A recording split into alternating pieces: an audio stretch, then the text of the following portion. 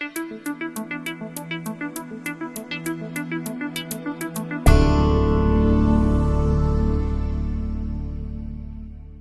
Mark Sardella. Today is June 18th, 2008, and this is Local Energy News. We are bringing you news from around the world with a focus on policies and practices that help or inhibit your community's efforts to build local self-reliance in energy. First, the news. Crude oil production fell by 126,000 barrels per day in 2007, according to a report released last week by British Petroleum. The 2008 Statistical Review of World Energy also shows that consumption of oil rose to more than 85 million barrels per day and now exceeds the supply by nearly 4 million barrels per day. A review of BP's historical data shows that except for the year 1998, consumption of oil has exceeded supply every year since 1981.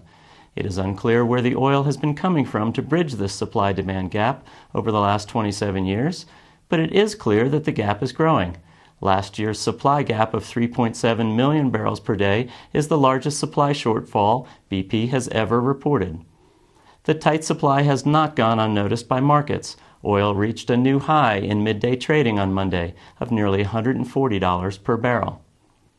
In local news here in New Mexico, the Albuquerque City Council is joining other large consumers of electricity in asking the Public Regulation Commission to rehear the case that allowed the state's largest utility, Public Service Company of New Mexico, to raise its rates. The commission has already heard the case twice. The first hearing took 15 months, but P&M complained that the $33 million award it was given wasn't enough. The commission reopened the case and quickly tripled the award. One commissioner admitted that his support for tripling the award was based in part on a statement from Governor Bill Richardson, saying that P&M needed the money. That would be okay if the governor's office had been a party to the case, but it wasn't. It is unknown whether the request for rehearing will point out that mistake. And finally, the U.S. Department of Energy has issued a response to an inquiry by the Senate Energy Committee on the effect of increased biofuel production on world food prices. The DOE response admits that the food versus fuel issues are complex and cautions against hasty judgments driven by what it calls agenda-driven calculations. Their report claims that biofuels are responsible for only 8% of the 168% rise in grain prices since 2004, and cites other factors that can be blamed for the majority of the rise in global food prices, including increased cost of petroleum-based fertilizers and the use of high-cost petroleum in the harvesting and transportation of food. The DOE contends that without biofuels, the cost of gas would be higher by 25 to 35 cents a gallon, and that biofuels are reducing greenhouse gas emissions and America's dependence on foreign oil.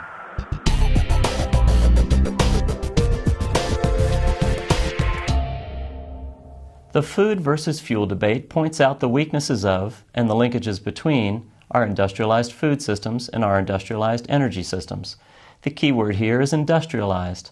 Our food and energy systems are highly industrialized, such that it takes only a few of us, along with some powerful fossil fuels, to provide food and energy for the rest of us.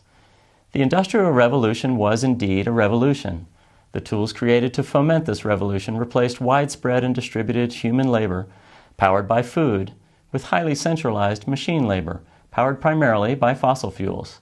Most of the textbook accounts of this transition cite the marvels of the increased economic activity that followed, but few accounts, if any, cite the hazards of moving from a food economy to a fuel economy. As we now work to bring about the next revolution, the one that returns us to an economy based on renewable energy, we should ask each other, which characteristics of the fossil energy economy should we take with us, and which should we leave behind? Were there aspects of the carbohydrate economy, which was itself a renewable energy economy, that we should be looking to resurrect for this next revolution? Without over-romanticizing the old days of exhausting farm labor, we can still admit that there were characteristics of that time that were healthier from a social and an economic perspective. The most notable quality of that time that we should be trying to resurrect was resilience. With millions of family farms dotted across the country, a hardship in one area, a drought or a flood, could be made up by a more fortunate region.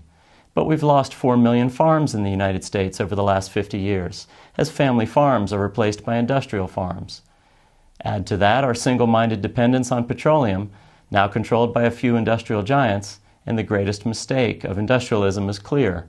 We have placed our fate in the hands of a few corporations. Many believe that the renewable energy revolution will automatically restore the resilience we seek, but it's not true that it happens automatically.